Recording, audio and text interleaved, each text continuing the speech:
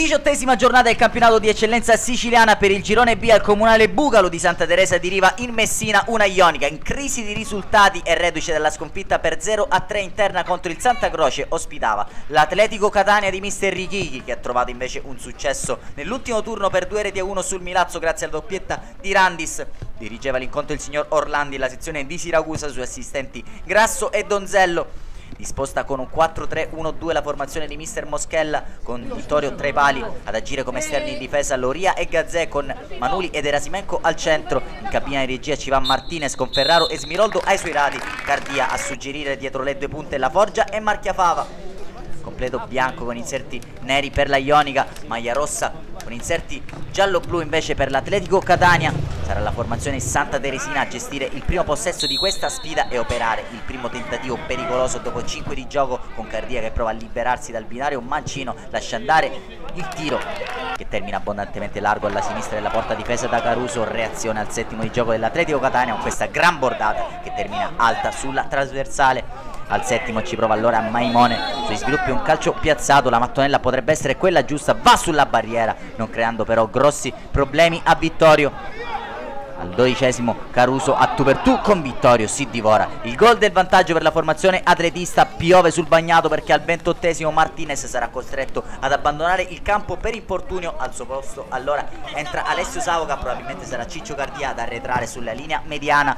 Al 29esimo prova a farsi notare allora Di Maggio, il tentativo dell'ex Pistonina termina al lato. Alla mezz'ora la formazione di mister Richichi troverebbe il gol del vantaggio con Belluso. Sulla sua traiettoria però c'è Caruso in posizione di offside, si alza allora la bandierina del secondo assistente, il direttore di gara Orlandi. Si resta sullo 0-0 quando la Ionica reclama un calcio di rigore e ne ha ben donde per questa mano piuttosto evidente di Travallì. Non se n'è accorto solo il direttore di gara al comunale Bugalo di Santa Teresa di Riva. Termina così la prima frazione di gioco.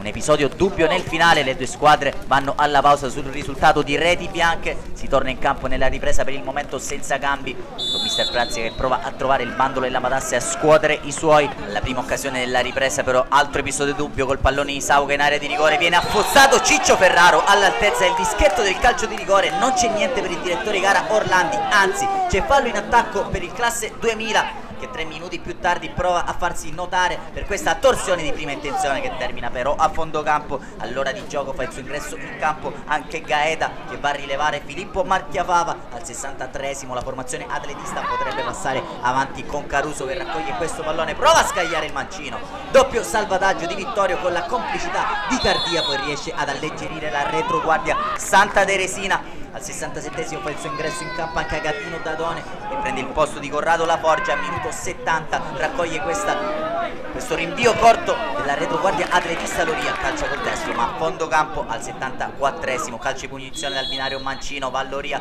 col cross calibrato, trova la testa di Max Erasimenko, il ruggito del capitano nel momento più difficile per la Ionica, fa 1-0, si affida al proprio numero 4 con la fascia al braccio e passa in vantaggio.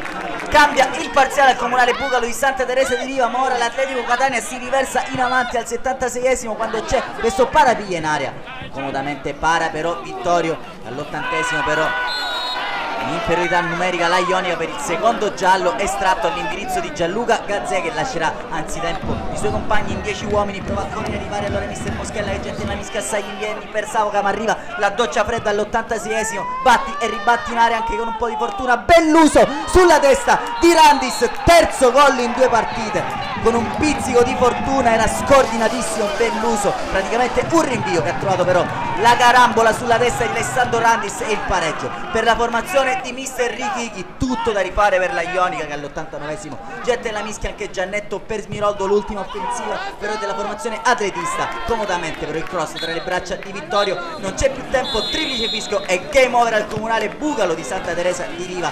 Pari e rimpianti per la Ionica e qualche reclamo all'indirizzo del direttore di gara. Ionica che osserverà un turno di riposo nella prossima uscita prima di far visita a Realaci nella sfida che potrebbe rivelarsi fondamentale per la salvezza. Un saluto e alla prossima.